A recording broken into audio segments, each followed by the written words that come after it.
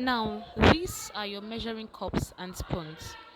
There are some times that your recipe will call for half cup of something, 1/3 cup of something, 1/2 cup of something. So in this video, I'll show you how to make use of these measurements. So I kept the spoons aside, and I'm showing you I'm showing you one measuring cup. If you look at it, it has been inscribed there, one cup, which is equivalent to 250 ml. This is half cup, which is equivalent to 125 ml. These amounts would have been inscribed on your measuring cups. You can get them in any baking store. This is 1/8 cup, which is 31 ml. This is 1/4 cup, which is 62 ml. Yeah, I think I was struggling with the view. I wanted you to take a good look at it. So, like I had said, you can get this in any nearby baking store. It is a basic equipment that every baker should have. So now these are the measuring cups. Here we have 1 tablespoon. Please take note that tablespoon is different from teaspoon. Tablespoon is much bigger. It accommodates a larger quantity than teaspoon. So this is 1 tablespoon. Okay, I'm still struggling to get a better view of it. So this is 1 tablespoon. I think I got a better view, which is equivalent to 15 ml. At any kind of measuring cup you get or measuring spoon, they would all come with this inscription. It comes in different shape, sizes and designs. So this is half tablespoon. TBSP means tablespoon, which is equivalent to 7.5 ml. So your recipe can call for 7.5 ml tablespoon. It means that. So this is 1 teaspoon. Now you see that teaspoon is smaller than the tablespoon.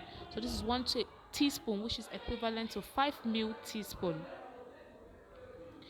This is half teaspoon, which is 2.5 ml. Excuse me, please. Oh my god. This is 1/4 teaspoon, which is equivalent to 1.2 ml, and then you have 1/8 teaspoon, which is equivalent to I think 0.6 ml. So these are the measuring cups and the measuring spoons. Now we're going to talk about the practical aspect on how to make use of these measuring cups. Say your recipe calls out to measure a liquid material, maybe milk or water, with stating 1 cup of water. Let me use water as an instance. So this is me with a cup of water. If you notice, I did not fill this cup. This is a cup. 1 cup, it has been inscribed there.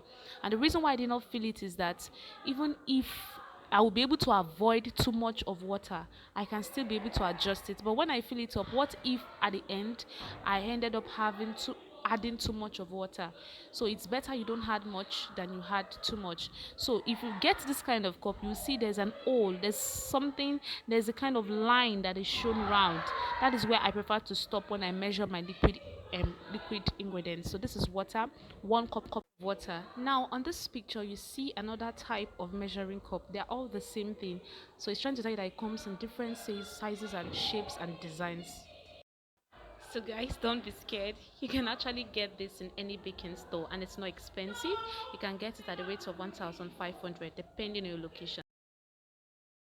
We'll now go to the practical aspect of this, how to use your cups, your spoons to measure your flour, sugar and baking powder and so on. So here I am holding half cup and I'm expected to measure half cup of flour. Please take note, when you are told to measure in cups, you are not expected to measure in heap form. You are expected to measure in a leveled form. I'm just showing you that this is half cup. I'll tell you how it is. Now, what I just did now is a wrong method of measuring. This is wrong. This is heap. It means that the reason why it is wrong it is because this particular style takes in a lot of flour. So this particular way of measuring, this is the correct way to measure. I just leveled it, which is very much correct. So this will enable you not to take more than the expected amount of flour. Always level your recipe. So I'm going with 1 cup now, for example. Now this thing I did now is wrong. It is very, very wrong. So this is how you measure your flour. You take them, you pour them gently, and after you pour them gently, you level with either your hands, your knife, or whatsoever. This is the correct way. So this is how you measure a cup of flour. Please don't measure in a heap form. I give an instance of how you measure in heap form. If you measure in heap form, you get a wrong product at the end. So always make sure to level your product or your recipe, except if the recipe is specific to tell you in a heap form. Now this is sugar and you're expected to measure in a leveled form. But what I just did now, I reduced it. That is because I don't really like my product being sugary. So I just follow the hollow part of the cup. But all the same, if you like sugary stuffs or you just want to maintain it, you can just go ahead and level the amount of sugar. Just carry on with it, just like I just did. So that is all about measuring your sugar, measuring your flour, using your cups. Now we go to the spoons. In the initial video, the video I sent you before, I showed you how you can be able to the inscription of the spoons, the tablespoon, the teaspoons, and all. So here I would be making use of tablespoon to measure my baking powder. So a recipe calls for 1 table of baking powder. Please take note, you are expected to level, not in heap. So this is heap form, which is very much wrong. If you are told to measure 1 tablespoon of baking powder, you are expected to level, and this is exactly what you are supposed to do. You level using 1 tablespoon of baking powder. This is correct. So sometimes your recipe will not tell you level, 1 tablespoon level baking powder. It will just tell you 1 tablespoon baking powder.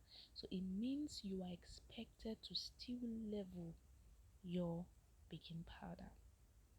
So we go to the next one, which is, I think this is a teaspoon.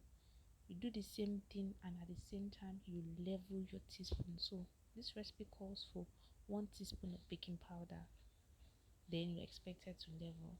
So you can do the same for other spoons.